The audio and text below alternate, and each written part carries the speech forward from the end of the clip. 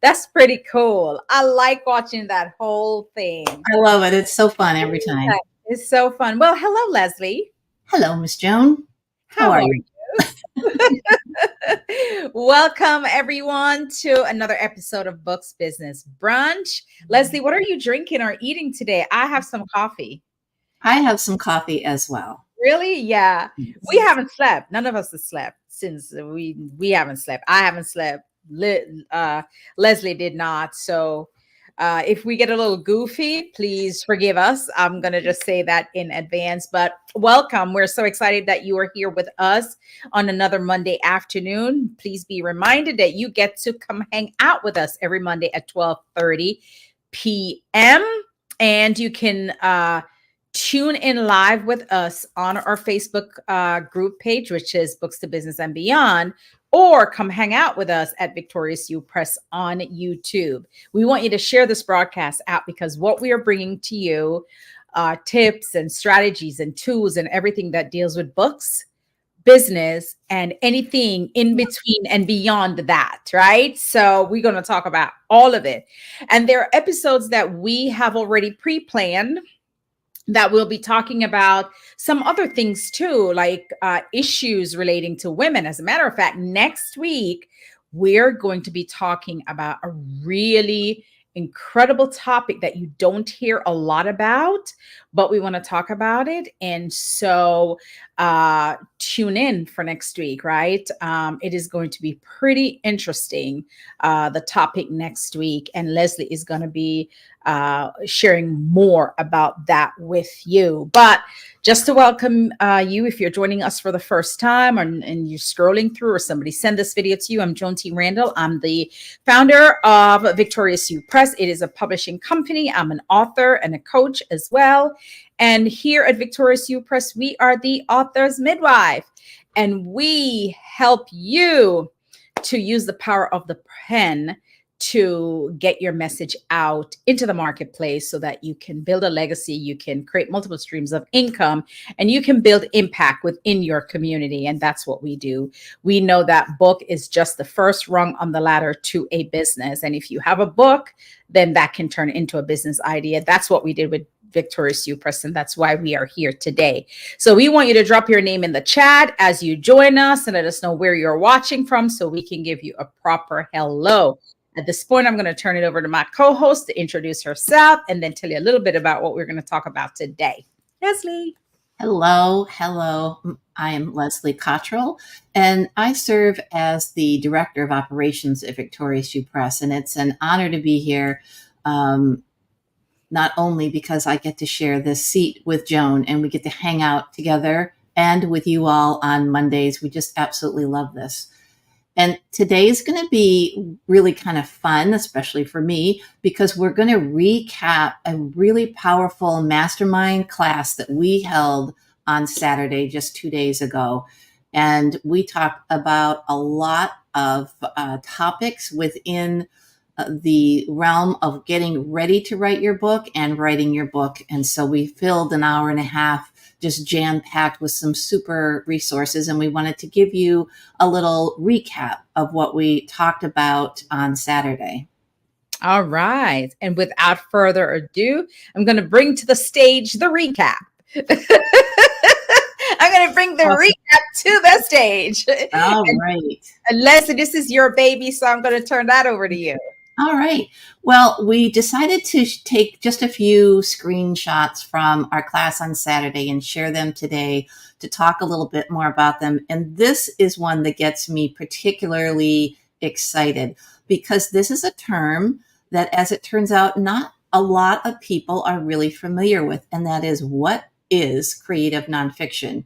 We think of the genres of fiction writing and we think of nonfiction writing, but we don't really think of something that bridges the two together. And so this is a term at Victorious You Press you're actually going to hear a lot about. Creative nonfiction is bridging together what is factually true, because it is nonfiction after all, but it is also artistically elegant. And when those two get married, you have what is creative nonfiction. So some of the areas that you can use creative nonfiction is if you are writing your autobiography or a memoir, a how-to guide, a devotional, even poetry, because poetry is certainly nonfiction. Is certainly, yes, nonfiction, but sometimes people like to bring together a poem, and on a facing page, they like to have a little discourse on what that poem is all about. And that's another beautiful opportunity to use creative nonfiction. So, what do you get to do when you are writing in this way? You, the writer, are telling this true story, but at the very same time, you get to inject who you are, your personality, your tone, what you're all about into the narrative. And then your voice begins to create an identity in your writing. So, this is much different than writing for academia. This is true words that are put together in a creative way. And we get to borrow some of the tools that we normally think of as being in fiction, such as a point of view or flashing back or flash forward, dramatic pace or dialogue. And really, I would give one point of caution when we start talking about flashing back or flashing forward, and that is to always sort of set the stage for your reader. If you want to be at a party and you are laying out what this party is all about and you're describing what's going on, but you have a thought in your mind, you don't just want to launch into that thought without bridging into it, because someone will be reading about the party and then suddenly, oh, wait a minute, what just happened here? Is this really happening? Is this something going on somewhere else in the room? So we want to be careful that we prepare the reader for when we're shifting those gears, but shifting them is a great way to grab attention. And the beautiful thing to me about creative nonfiction is that you're writing about real life, usually your real life, and for real people. And that means that you don't have to put on airs. You don't have to speak like a psychologist, unless perhaps you are a psychologist writing a book about psychology. You put it in your words, the way that you speak, to keep it real. And that will really just pick the interest of people who are similar to you, that maybe have had some of the experiences you've had or think the way you think. They're going to love that because it feels like it's written just directly to them. I love that. To add to that, Joan? Yeah, I love that, because I love how you have tools borrowed from fiction, because a lot of times, hey there, let us know who you are. It comes up as Facebook, unless you give Facebook permission to stream your StreamYard, or you can just drop your name in the chat. But it's nice to have you on with us. Back to what I was going to say is that a lot of time when we think about fiction, we think about just this deep sense of creativity, right? Because it is so made up and it takes you to an alternate world or an alternate space with some of these books, right? And then you think about nonfiction, and that's more of a reality. And then some people don't recognize that you can take the whole creative piece that is true, or you can take the story that is true and have this level of creativity within it. So I love this, and I love to see that, you know, you have it here, the point of view, the flashback, the flash forward, all of it can work as well in the nonfiction space. All right, next slide. So we also talked about this very important component. So there are pillars to utilize in any nonfiction book to really create something that is substantive and has great flow. We start out with the first pillar, which is the hook. This can be confusing when you think about it as relates to your book, but just think of it in this way. You are taking the most compelling piece of your story and you're going to put it first. So when someone opens up your book and they're reading that first chapter, they're going to be either, oh, I can't believe that happened to her, or celebrating with this amazing experience. Whichever way it starts out, now they are just going to be so anxious to keep reading and know about either how did you get there or how did you get away from there, depending on what your hook is. So truly, this probably will cause you to start writing your book at a place in your book that you never imagined that it would be. So, for example, think of a woman who won this accolade, this award that was like the pinnacle of her career. Now, it could be an award that she never ever dreamt she would get to, or maybe it was the goal that she always knew was going to be hers someday. And she structured her professional life to get to that goal.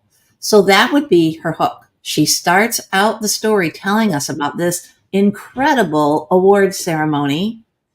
And then you may wonder, well, now, how do I get back? Like, how am I going to get back to the chronological part of my book?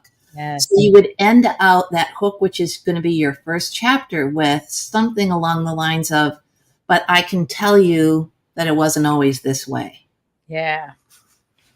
I love that. It reminds me of when I was writing my book and I had to pick out the part that was most devastating and kind of like dramatic for me. And then after I was done with that chapter, I left it where you knew that there was something else coming to close the gap, but I left it on a cliffhanger, and then I took the readers back to my childhood and start building the body of the story there. So I love this. Yeah. And we actually used the book that Joan's speaking of, and she may be too humble to mention that the book is Bags in the Attic. And this was the example that I utilized. It is such a powerful book. And if I were going to give you a piece of homework today, I can't think of a better thing to have you do than to read Joan's book, Bags in the Attic. Yeah. Now, it's not an easy read. Right. It's raw, it's real, but oh my goodness, you will learn so much about not just the hook, but just the essence of creative nonfiction writing. Because that's the beauty of this genre. It's not just about the facts. And, you know, a little side note here, when we talk about creativity, it's in the form of your writing structure, but it's not changing the facts. This is holding the truth at all times, but being creative in how you tell it. So one of the very best places to be creative is the hook, right? Somewhat easy because this is something you're going to have such an emotional connection with, either a traumatic emotion or a celebratory emotion, but it's going to just evoke all of those feelings within you, makes it so much easier to be creative. But the very best way to be creative is to show, not tell your readers the hook. And that creativity, that way of presenting your hook in a way that is showing, not telling, is presenting it so they can feel, see, hear, maybe smell and touch everything that you're experiencing in that hook. And I'll rephrase that. You may not want to do everything because that could be a little overwhelming, right? You don't want to knock out those five senses all at once, but there will be some that are very evocative. So make sure you just inject that, showing what you were feeling, showing what you were seeing, what you were smelling, what you were tasting into that hook. I love it. The hook is I think the most important part in any book, especially if it's a nonfiction book. You want to grab that audience and you want to hold them all the way to the end of the book, right? That's when you know the book is good. All right, the next slide. Yeah, I think Joan's right. It is the most important in terms of making sure that you're starting out in a way that makes them not want to put it down. But I think second in a level of importance is your resolution. So you're going to go back to your hook and show us, how was that hook resolved? There you go. Yeah. it shows someone, and let's say that it was a book about some sort of crime that you were a victim of. Yeah. You can tell them all about what happened, and it's important that you share all that so someone has the true picture. But it will just fall flat if you haven't taken a great deal of time in your book to share the resolution. Yeah. How did you resolve what happened to you? Maybe you had extensive therapy. Maybe you came to know the Lord through your healing. Maybe you had to go through physical healing and therapy, physical therapies, all of those things that you used as tools to get to the whole you at the end. Every bit of that is what you want to share with the reader. So if someone's been through something similar, they too can utilize those same resources to put their life back together again. It's really what Lisa Nichols talks about. Oh, yeah. I love this term of hers. She has two that are favorites of mine. And the first one is to always stand on your story, not in your story. And the difference is when you're standing on the story, you are at the top of what you've been through. You're looking back and you're reaching back to help those that are coming behind you. You're showing them the way. You're showing them how to get to a better life. When you stand in your story, you're still sort of stuck in that healing process. Maybe you can't get beyond what was done to you, and you keep kind of purging that over and over in different ways. That's a book that's probably not ready to be published. Yeah. And that's kind of staying stuck in the story. So you want to come from that place of being on the pinnacle and standing on the story that you have to share. Wow, Leslie, you are so good at this stuff, man. It is awesome. And the resolution also kind of brings the story almost not fully together because there's one more element, right?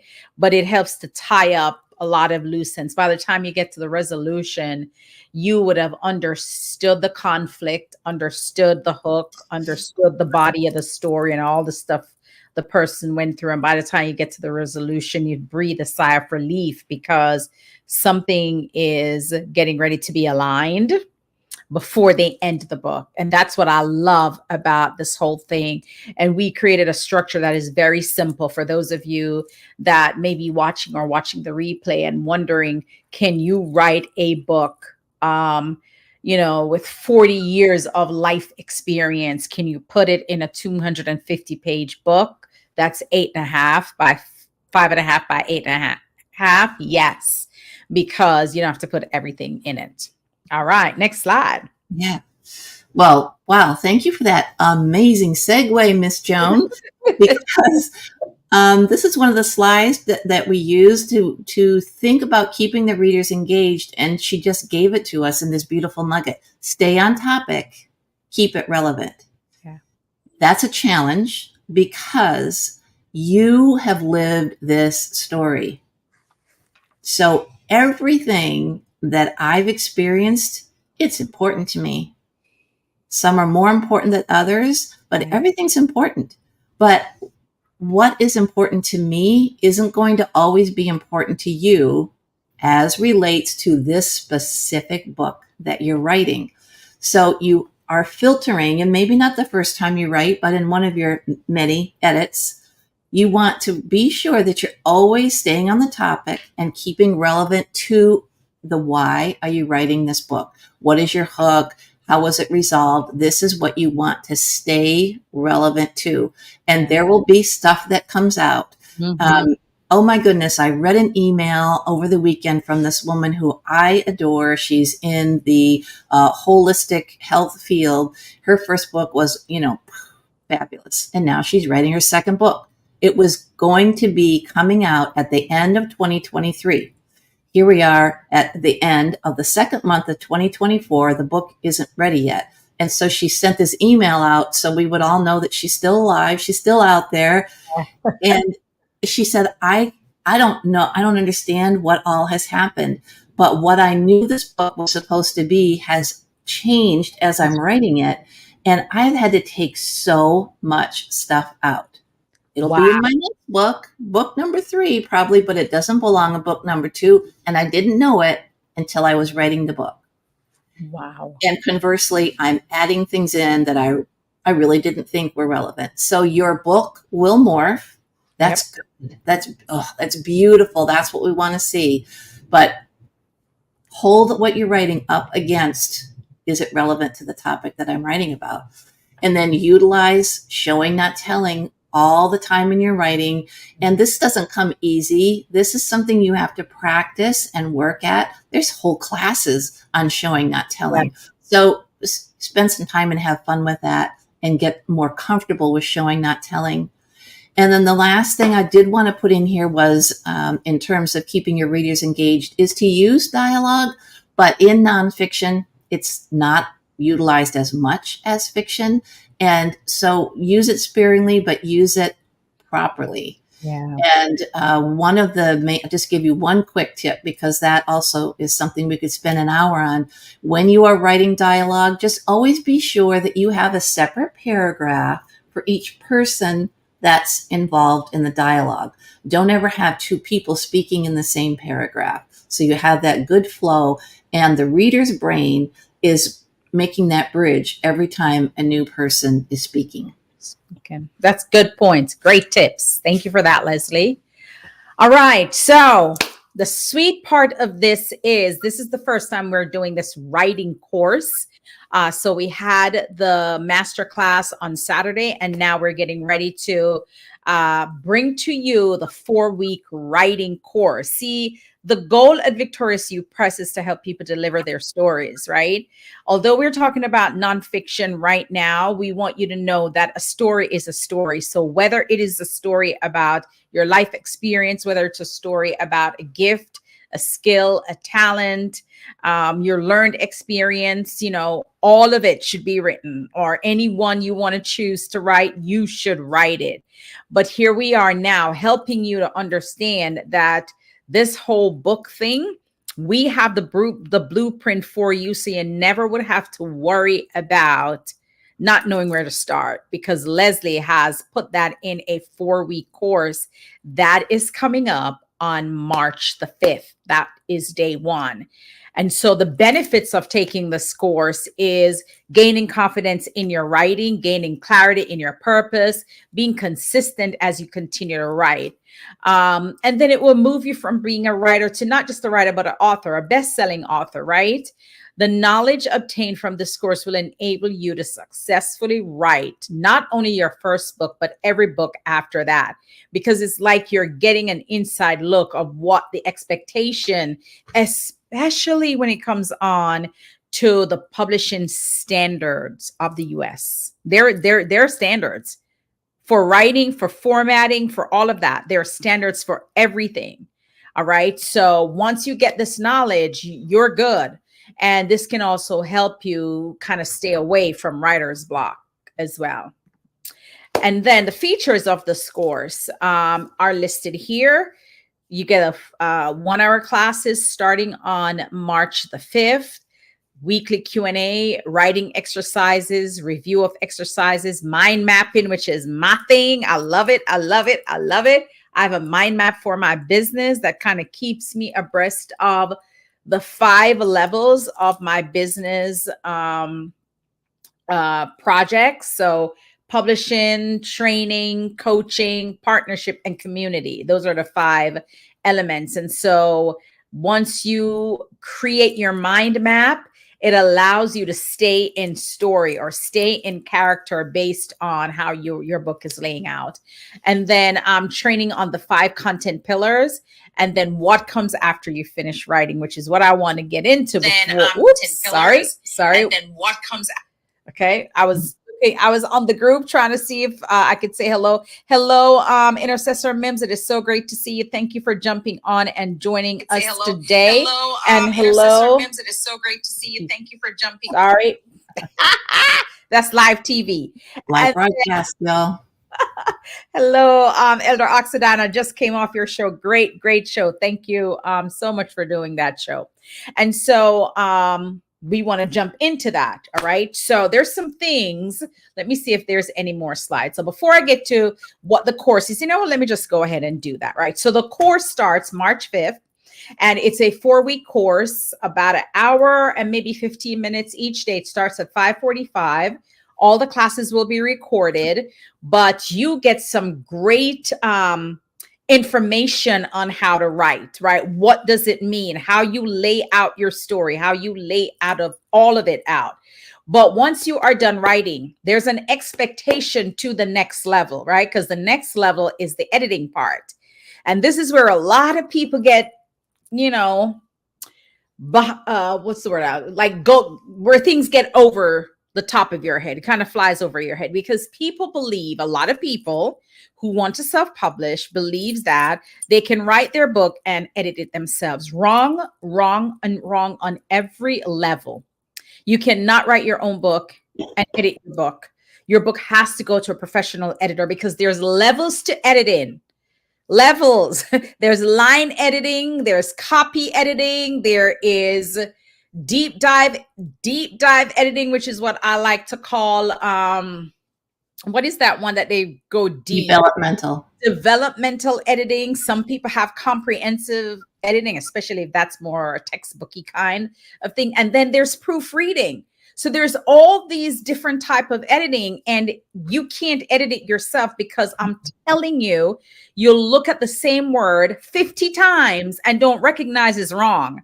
Or you look at a sentence and don't realize that it's out of context and it's not grammatically correct, right? So that is the one thing that you have to get done with your book. Yes, I applaud you to self-publish, but never write your book and then think that you can do all of it, right? So how do you get it into the hands of the editor? So we're going to talk about that in a little bit. But before we get there, let me just talk about what this course is.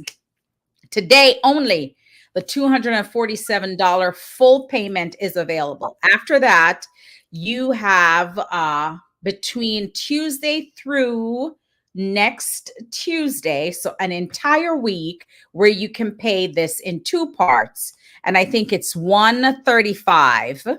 Yes.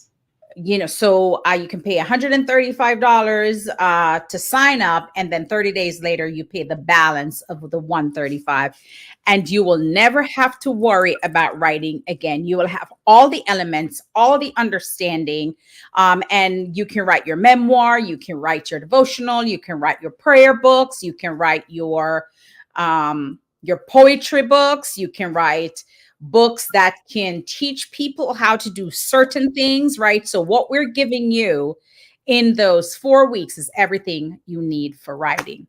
And then before we close out today, because I know time is going, here is the most, I'm going to click that out and we're going to come back full screen. So before you send your book to an editor, you want to make sure that you do some pieces of the cleaning up of your document, right? When you're done writing, you don't just send it off to an editor. You go back and you reread, right? You want to reread for simple mistakes like there versus there, THEIR versus THERE. Sometimes those things are there, right? Just grammatical error. And because a editing software like a Grammarly or a Pro Writing Aid or Autocrit doesn't pick it up because it's correct in the spelling, you may miss that, right? So those are the things. And then you want to make sure that when you're sending your manuscript to an editor, it's polished. You feel good. You should be proud of the work you did, right? And so the basic standard is you want it on an 8.5 by 11 Word document. You don't have to do any margins if you don't want to. But in case you want to do margin, just do 1-inch margin everywhere, all around. I always tell my authors, don't worry about the margin. Just start typing. Just start typing, right? And you want to do Times New Roman font. Why? Because it's easier to read on the eyes, right? Times New Roman font at 12 PT. right? And then you want to give your lines space between the lines, right? So 1.5 space. Some people do 2-inch space, but I like the 1.5-inch space between your lines, because when it gets to the editor, it's not all jumbled, right? So the editor will be able to see your word and do a good job in editing it. And then never have double space after the period. Once you type your sentence and it's done, period, full stop, tab one time and then start writing again. Don't tap after the period, tap after the period. Don't do that, right? I know it's what you learn in typing class, but this is not typing class. This is going into a bookstore or into a library, and you want to like maintain the standard of the publishing, right? As you write. So that's kind of what we have today, Leslie. Anything else before we say goodbye to our beautiful people? Yeah, I know we need to run, but something did pop in my mind regarding a sentence ending with a period and a one space. That's so overwhelming if you've never done anything but 2 spaces. So literally retrain your brain. And the easiest way to do that is to take any book, doesn't matter what the book is, but I'll pick a book that Joan and I wrote together, and open it up, open up a Word document, open up a book, and start typing. And type and type and type until it has become second nature to only do 1 space. You can unlearn it, just take some practice. And it's worth doing it before you start writing, so you don't have to go back through your beautiful manuscript and redo all of those very boring double spaces. So get a hold of that before you get going on your book. And that's it for me. Yay. So, wow, this is the fastest half hour I've ever seen, right? And I know it was so fast. Yeah. So I hope you got some really great tips and nuggets out of this. Don't forget, we're here every Monday at 12:30, bringing you all things books, business, and beyond, right? So that you can be the best you can be in terms of delivering your message to the marketplace. And remember that the pen, the power of the pen, it leaves an indelible impression that no one can erase, not even time. So from Leslie and I, we just want to say thank you for watching. Thank you for joining, and we will see you next week. Thank you. Bye. See ya. Bye. Yes, guys. Bye.